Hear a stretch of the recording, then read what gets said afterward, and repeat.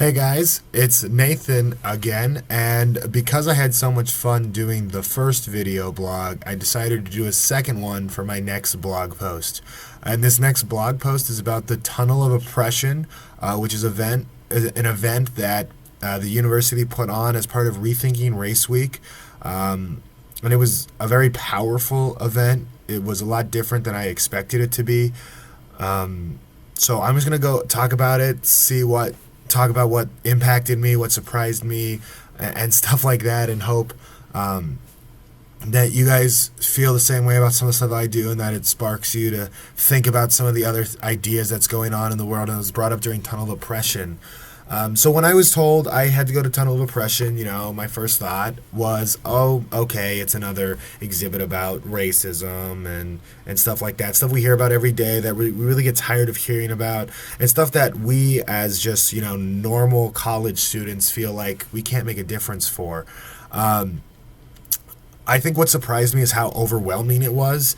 There was stuff that started about the misrepresentation of the body and sexism and ageism and veterans discrimination and bullying and domestic violence and human trafficking and genocide and there was all these different things. There was so much more. It was just very overwhelming to me to walk through that, and it was dark and it was quiet and it was very emotional to see these pictures and to see people's letters and notebooks and what people do to other people. It's sickening. It really surprised me. There were really two things that surprised me the most throughout the exhibit that I had no idea. The first one was there was a section about rape culture and stuff about rape and stuff like that. And one of the things that shocked me, was very surprising, was that only 3% of people who are accused of rape end up going to jail. And that's kind of disgusting and sad, and it just shows how little of an emphasis we put on rape culture in America, and we make it seem that if someone is sexually assaulted or harassed in any way, that they have a 97% chance of not going to jail and getting away with it. So that really surprised me. The second thing that really surprised me that I had no idea is in the human trafficking section, the part I read a poster and it said something that half of the people who are human trafficked are boys, and that's not something that you really think about. That was very shocking to me. I kind of just stood there and stared at it for a couple minutes because I couldn't believe that half of people who are human trafficked or a part of human trafficking are boys. You hear human trafficking and you think of these girls who have just been kidnapped and thrown in something, and you don't really think about boys being susceptible to being kidnapped. It's not really something you think about. So that was very shocking to me. And then a couple other exhibits caused me to have very strong feelings, to get emotional, which doesn't happen a lot of the times. But it made me want to stand up and actually fight for change. The first thing, which is something I'm very passionate about, all my friends will tell you I'm very passionate about, is the veterans. The exhibit that was the veteran discrimination and the homelessness actually made me sick. I had to walk out of the Tunnel of Oppression for a little bit because it was disgusting to me how people treat these individuals, these soldiers, these veterans, who are the reason that I can sit in front of this camera and talk my feelings, or the reasons that you can pursue the career you want to pursue, or the reasons that you can eat what you want to eat, breathe the air freely that you want to breathe, the reason that we're free, and we treat them like garbage. That was very sickening to me.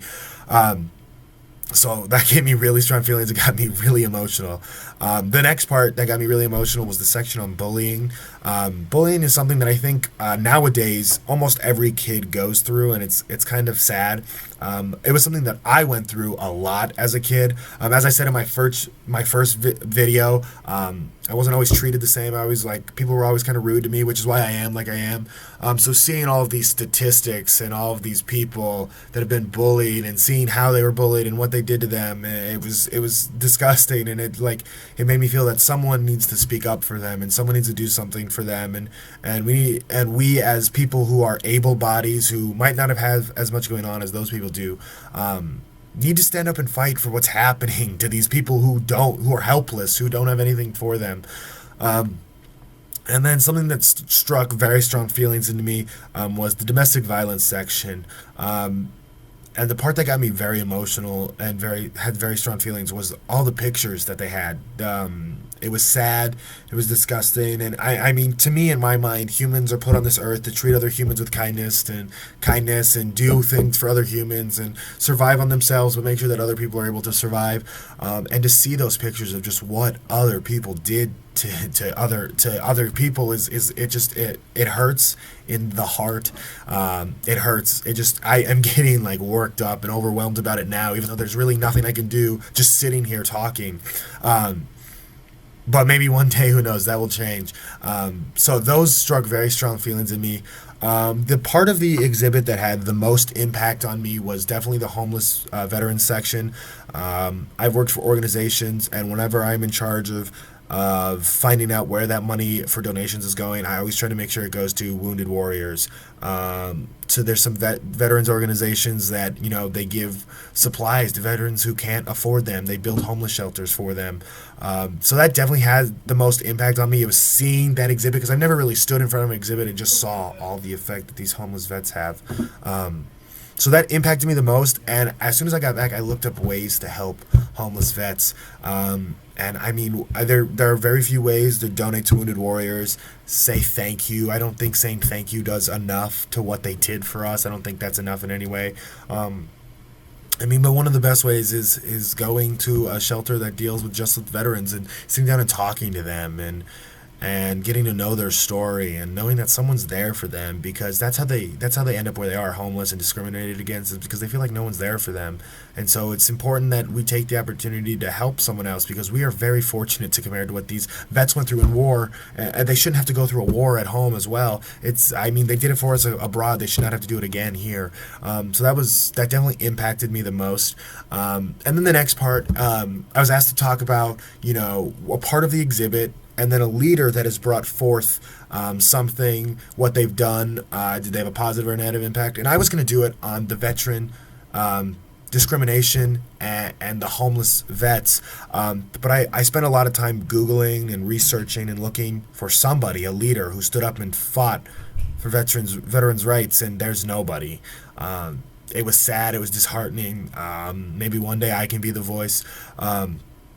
So I decided to go with the sexism section, and then this kind of also fits with religious/cultural discrimination. And I choose Malala Yousafzai, who is a well-known civil rights activist.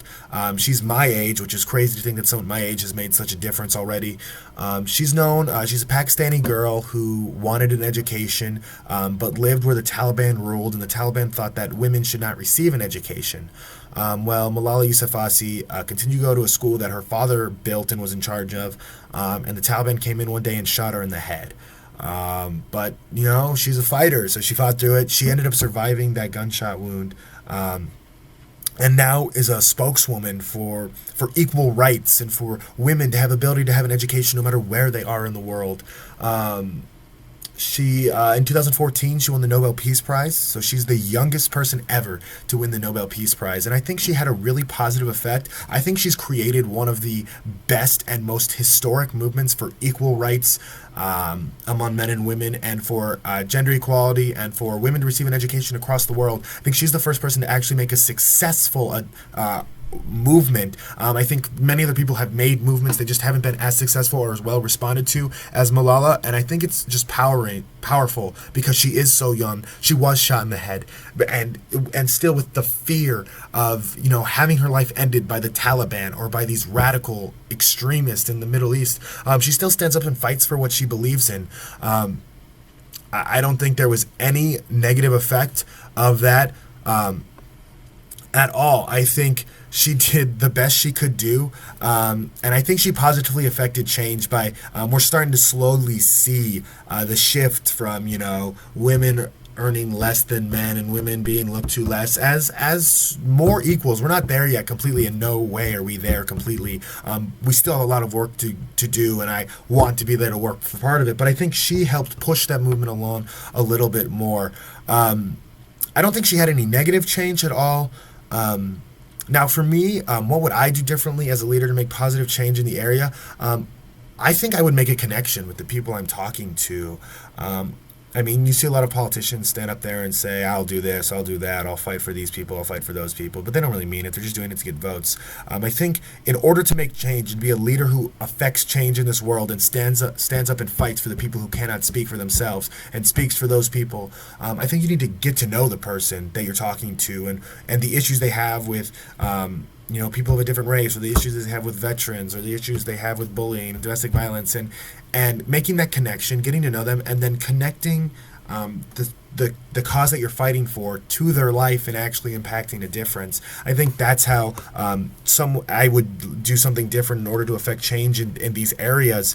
And I think a leader needs support from everybody. I think in order to be an effective leader, you need support from the group you're advocating for, from the people you're talking to, from the community you're in. You need support. No one's done anything powerful alone. I can't think of a single leader who's done something powerful alone and has done nothing for that. And I mean, I think a way that a leader can rally support from citizens to make the most impact would definitely be, again, make that connection with the people. Go out in the community and work within the community and get to meet people, make those connections, and then talk to them about the problems that we're facing. You can't do anything alone, so you need to go out, you need to find a group that it feels as strongly as you do. You need to work in your community. If you don't work in your community, the community will not get to know you, and they won't listen to you. And I think in order to rally citizens, you need to talk to them as if they are human. And talk to them on an emotional side rather than a political side or stuff like that. And I think that's what needs to be done in order to rally citizens to support a cause and what needs to be done to be an effective leader. So at the end of the day, the Tunnel of Oppression was a very overwhelming event. It made me think a lot. And I think I want to be one of those people that stands up and fights for change, and hopefully one day you'll see me doing that. But till now, I'll just keep making these video blogs for you guys, and I hope you enjoy, and I hope you agree or start to think about some of these issues that I talked about in the video. Thanks. Bye.